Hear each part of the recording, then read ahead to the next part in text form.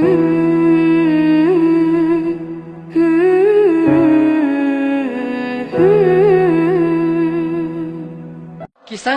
tentang keajaiban istighfar.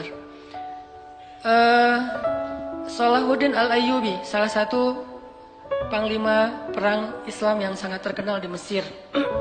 Beliau dalam peperangan melawan orang salib untuk membebaskan Palestina. Pernah ketika lagi istirahat malam hari, beliau keliling di antara tenda-tenda prajuritnya, mau lihat prajuritnya kalau malam tuh ngapain. Tengah malam maksudnya, jam 2 malam, beliau keliling di antara tenda-tenda prajuritnya. Melihat tenda yang pertama, di dalam tuh ada prajurit lagi tahajud. Tahajud, panjang lagi tuh tahajudnya.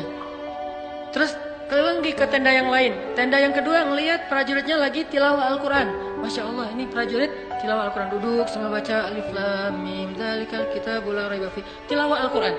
Sampai ke tenda yang ketiga, dilihat prajuritnya lagi beristighfar dan berdoa kepada Allah. Rabbi zalamtu nafsi faghfirli faghfirli faghfirli, minta ampun, istighfar.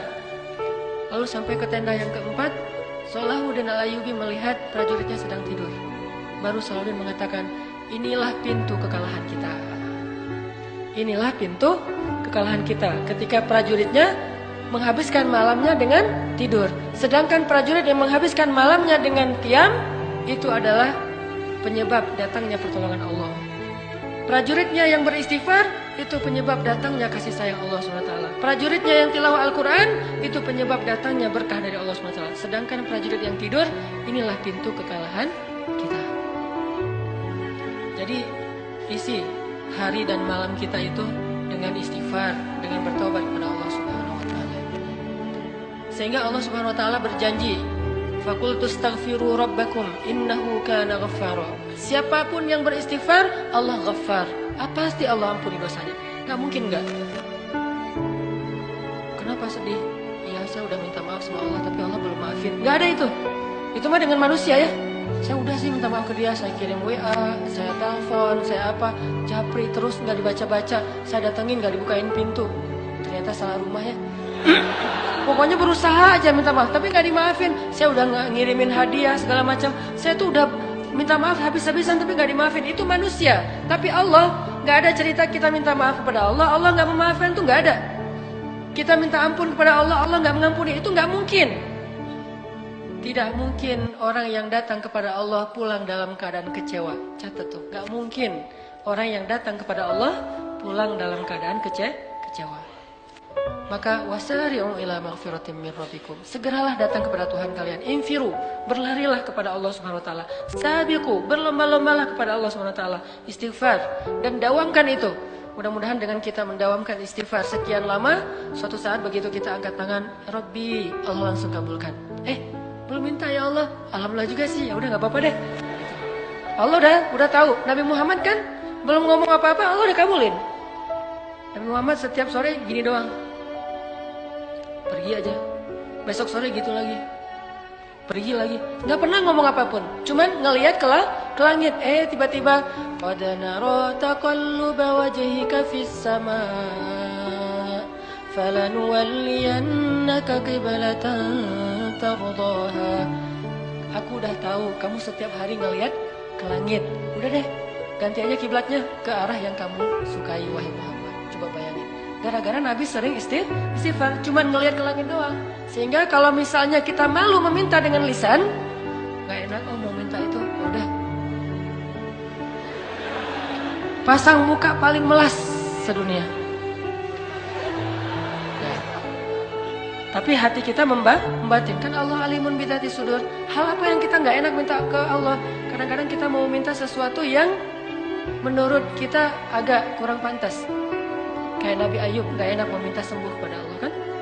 Nabi Ayub tuh pengen sembuh, tapi gak enak minta sama Allah. Jadi ketika beliau sakit 17 tahun, beliau gak pernah minta Rabbi Allahumma Rabban nas adhibil ba's ishfi anta syafi la shifaan illa shifa'u.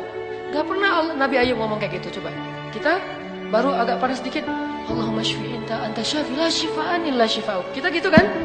Boleh nggak kayak gitu? Boleh banget, karena doa meminta sembuh kepada Allah itu doa yang diajarkan Nabi. Tapi saking nggak enak hatinya Nabi Ayub, sakit juga Nabi Ayub nggak mau ngomong. Sama kayak seorang istri yang nggak enak sama suaminya, dia lelah hari ini, nggak ngomong-ngomong, diam aja. Atau mungkin tangannya kena pisau dikit, nggak ngomong-ngomong, diam aja. Pas ketahuan, pas malam dibelai sama suaminya tangannya, kenapa ini mah? Enggak, tadi enggak apa-apa. Gitu. Mah, kenapa ini mah? Papa serius loh, mah kenapa nih nggak boleh kayak gini nih mah? Ini tangan mama nih, lebay gitu ya. Pak, kok lebay gitu sih mah? Ini tangan ini nggak boleh, nggak ada yang, oh ini siapa yang kerjaan siapa nih mah? Gitu. Mah, sebutin namanya mah. Pisau. Pisau siapa? Di dapur, pisau kita. Oh, akhirnya garing gitu aja. Kirain ada cowok siapa gitu, so gaya-gaya gitu mau ngebales. Nah, intinya adalah tadi ngomong apa? Kok jadi jadi lupa Nabi Ayub, Masya Allah, Barakallah. Nabi Ayub tuh nggak enak mau ngomong sama Allah. Ya Allah, saya sakit, sembuhkan saya. Nggak enak. Sampai Nabi Ayub akhirnya mau ngomong gara-gara apa teman-teman? Gara-gara istrinya pulang, maaf, udah nggak punya rambut. Istri satu-satunya yang mendampingi beliau setia selama belasan tahun dalam keadaan sakit. Beliau istrinya kerja, kadang nyuci kandang ternak-ternak orang dibayar, kadang jadi pembantu di rumahnya dibayar, kadang-kadang menggembala ternak dibayar, kadang-kadang nyuci piring dibayar. Pokoknya apa aja lah. Sampai akhirnya nggak punya kerjaan apa-apa istri Nabi Ayub, sedangkan harus memberikan makan kepada suaminya. Udah 3 hari nggak bawa pulang roti, cuma minum air aja. Istrinya pun akhirnya menjual rambutnya. Dia cukur rambutnya, dia jual di pasar. Bayangin, menjual rambut. Pas pulang udah nggak ada rambut. Nabi Ayub bertanya, wah istriku kenapa rambutmu? Istrinya nggak mau cerita. Sampai akhirnya udah Nabi Ayub nangis-nangis. Istrinya cerita, dia nggak punya apa-apa yang bisa dia lakukan selain menjual rambutnya untuk bisa memberi roti untuk suaminya. Baru Nabi Ayub nggak kuat lagi untuk tidak meminta pada Allah. Baru Nabi Ayub bilang apa? Itu juga bahasanya tuh malu-malu. Coba, Rabbi masaniyatur wa anta arhamur rahimin. Rabbi, saya sakit, Engkau Maha Penyayang. Gitu doang ngomongnya. Bukan ya Allah sembuhkan saya, istri saya lihat dong ya Allah kan masya Allah. Enggak. Nabi Ayub mah nggak ngomong gitu, cuma bilang Rabbi, saya sakit, Engkau yang Maha Penyayang. Langsung Allah sembuhkan. Tiba-tiba Nabi Ayub jadi muda lah. Udah lagi sakitnya di usia sekitar 80 tahun. Tiba-tiba jadi muda lagi. Usia yang paling ideal. Tahu nggak usia paling ideal itu berapa?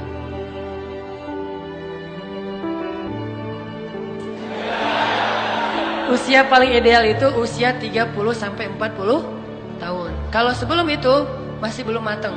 Kalau di atas 40 tahun kematangan. Yang paling pas tuh 30 sampai 40. Itulah usia penduduk surga, antara 30 sampai 40 tahun. Akhirnya Nabi Ayub muda lagi. Begitu istrinya pulang, astagfirullahaladzim, kamu siapa? Saya Ayub. Enggak, kamu bukan Ayub. Emang sih mirip Ayub beberapa tahun yang lalu, tapi sekarang udah enggak, kata istrinya.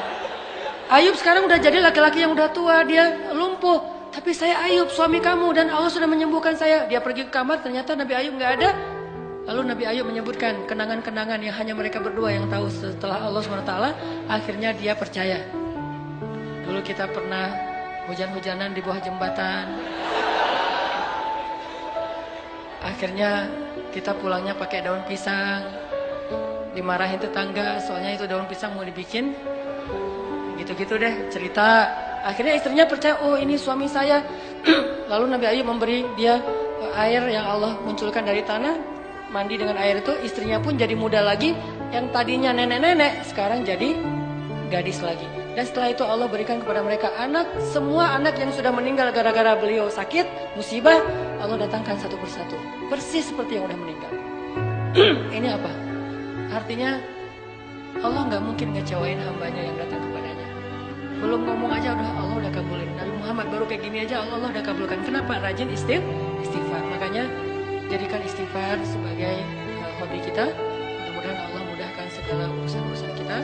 Pengen punya kerjaan, istighfar. Pengen lulus kuliah, istighfar. Pengen punya jodoh, istighfar. Pengen umroh, pengen haji, gak usah ngomongin saya gak mampu, istighfar. Kan sering dikatakan oleh ulama, Allah tidak mengundang orang yang mampu, tetapi Allah memampukan orang yang diundang. Kalau Allah udah ngundang, pasti mampu. Banyak aja istighfar. Tiba-tiba, loh kok saya bisa umroh, Masya Allah. Karena kita dekat sama pemilik alam semesta. Jadi lobby Allah aja deh. Dekat-dekat sama Allah, maka Allah akan berikan semua kekayaan langit dan bumi milik Allah.